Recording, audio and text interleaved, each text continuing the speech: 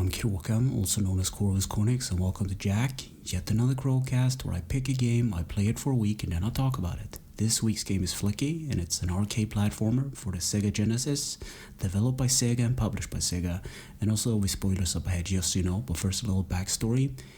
So I had a hard time sleeping some days, past week, so I went on Twitch to see if anything was happening, anything going on, and Sushi Legs was on, one of my, dare I say, friends online, and she was playing this arcade collection on the Xbox or GameCube, I can't really remember, but she went through game by game, played a lot of Sonic, and this game, Flicky, came up and looked kind of interesting. I know I played it before, and this is the funny part. I didn't, connect all the pieces, but I was dead centered on that it was on Nintendo, even though it's a Sega game. So I was like, I have this, I think I had like an emulator of it, the game, But it was actually on the Sega Mega Drive Classic Collection for the PS4. That's why I remember it, and it's a pixel game, so it could have been on Nintendo if it wasn't Sega, so if that makes sense. So at the start of a game, you're a blue bird called Flicky. Now you're supposed to collect these smaller birds called chirpies. They look like chicks, basically. And try to avoid the tigers or cats, which are a kind of enemy, and Iggy, the lizard. So there are some different mechanics to these enemies, and I'll get to that in a second. So right at the start of the game, Flicky feels super floaty, like the blue bird is constantly on ice physics. And that's a really bad thing because it's really hard to control. You move the character with the D-pad or the left stick and you jump with square. So this is an arcade game and you're supposed to bring the little Sherpies into the exit. That's about it. You go to the exit and press up on the D-pad. And while avoiding the cats in this case, they're running around on the platform everywhere. But there's a good mechanic. You can pick up, I think they're flower pots, so you can just throw them and fling them at the enemies. And then it will restart, go back to the little cat box. So in order to clear the stage, you need to bring all the chirpies into the exit, and then you will continue to the next stage. You can also get bonus point if you hit multiple cats with the pots at once.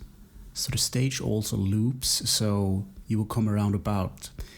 And some of the later levels actually are like maze-like, and they're hard to navigate, and some enemies are like annoying. For instance, later you get these things called lizards or lissies, and they climb on walls. So the game ramps up. So the second stage is like the first, but you fling like hammers at the cats instead of flower pots. It turned into Tom and Jerry all of a sudden. And the level after that is a bonus level. So the evil tigers or cat, they're launching these chicks on like a springboard up in the air. You're supposed to catch them while they're falling down. So you get some bonus points in form of smileys. It's just an arcade game. You're just trying to get as high score as possible. So the third stage has some bright wallpaper. And at this stage, I think you throw lamps at the enemies for some reason. So at the fifth stage, things start to ramp up. So now you get these maze-like structures. And there's something I should have talked about, but if a cat hits you, you have like 3 lives, I think. The Sherpies will stay in that place where you got hit. So that's a good thing, so you don't have to move all over the stage.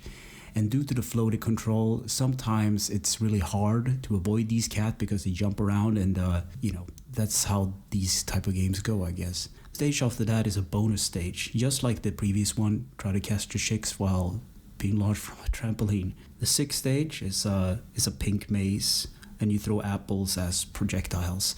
And there's not really that much more I can say about this game. It's an arcade game. You try to get as high a score as possible. It's very difficult, and it's not that easy to talk about a game like this. So gameplay. Collect all the Sherpies or Sherps and bring them to the exit, and while trying to avoid the lizards and cats for 48 levels.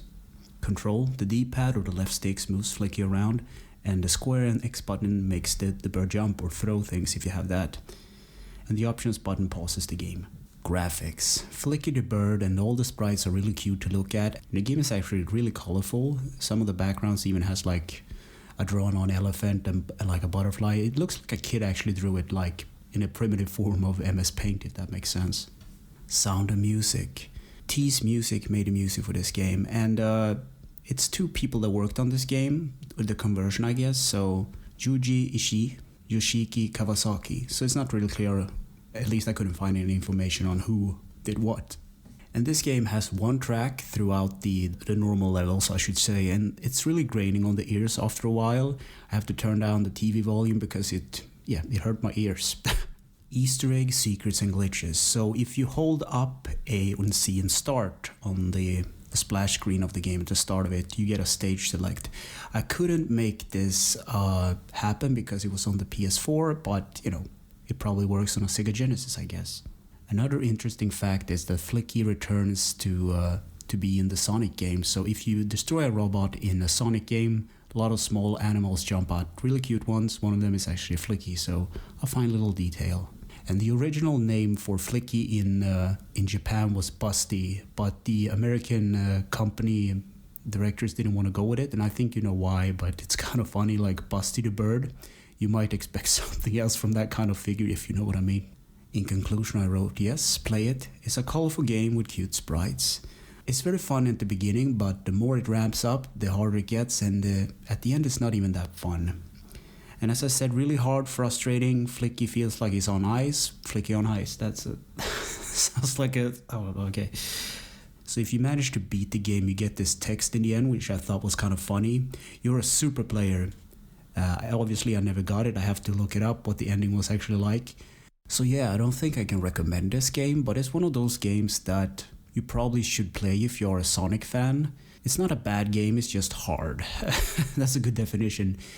So I wanted to say thank you to Sushi Legs for introducing me to this game yet again. It wasn't that fun, but now I played it. And yeah.